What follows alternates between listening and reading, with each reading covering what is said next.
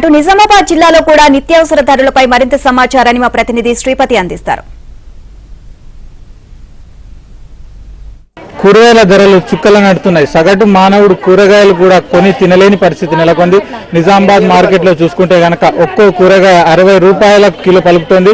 సగటున పావు కిలో కూరగాయలు తీసుకోవాలంటే కనీసం 15 రూపాయలు వెచ్చించాల్సి ఉంటుంది. ఇప్పుడు ప్రస్తుతం మనం నిజామాబాద్ మార్కెట్ లో ఉన్నాం. గత 2 రోజులుగా ఈ ధరలు రోజు రోజుకు పెరుగుతూ వస్తున్నట్టుగా స్థానిక వ్యాపారులు చెప్తున్నారు.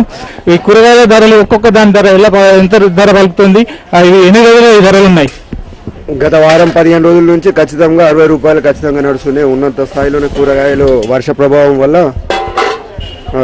మార్కెట్లో కూరగాయలు రాకపోవడంతో దెబ్బతినడం వల్ల కూరగాయల రేట్లు యథావిధిగానే పెరుగుతూనే ఉన్నాయి. ఇంకా పెరిగే అవకాశాలు కూడా పెద్ద మొత్తం మీద ఉంటాయి. ఉల్లి, వెల్లుల్లి, ఇతర నూనె, ఇతర దినుసులన్నీ కలుపుకుంటే కనుక కనీసం 20 రూపాయలు వెచ్చిస్తే గానీ ఒక పూట ఈ బీరకాయ కూర వండుకునే పరిస్థితి లేదు. ఇక్కడ మరో అమ్మ కూర్చున్నారు. అమ్మ చెప్పండి, కూరగాయల ధరలు ఎందుకు పెరుగుతున్నాయి? ఎన్ని రోజుల నుంచి పెరుగుతున్నాయి? ఎన్ని రోజుల నుంచి సారు పురాణాలు వడసంది మాలస్తలేదు, చెట్లు ఖరాబ్ అయినాయి, వాడపోయినా నాకు ధరలు లేవు. అక్కడికి వెళ్ళి మాలస్తలేదు. మేము ఖండితము ఆడికెళ్ళి 60, 70 దాకా తెస్తున్నాము.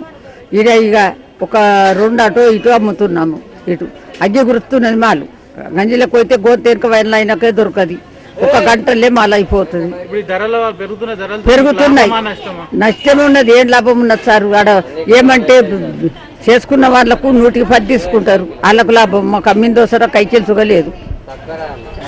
ఎంతమందికి సరిపోతుంది ఒక పావు కిలో కూరగాయలు? ఇద్దరికే సరిపోతుంది, పావు కిలో ఇద్దరికి చాలా. సగటున ఒక్క కుటుంబానికి కూడా ఈ పావు కిలో కూరగాయలు వెచ్చించి ఒక కుటుంబం కూడా గడిపే పరిస్థితి లేదని స్థానికులు చెప్తున్నారు. ఇలాంటి పరిస్థితుల్లోనే ధరలు చుక్కలు నాటడము, ఒక్క కూరగాయ ధర 60 నుంచి 80 రూపాయల వరకు కిలో పలకడంతో ప్రజలు తీవ్ర ఇబ్బందులు పడుతున్నారు. ఇది ప్రస్తుతం నిజామాబాద్ జిల్లాలో ఉన్న కూరగాయల ధరల మంటల పరిస్థితి. వీడియో జర్నలిస్ట్ అనిల్తో శ్రీపతి, ఏగనాంధ్ర.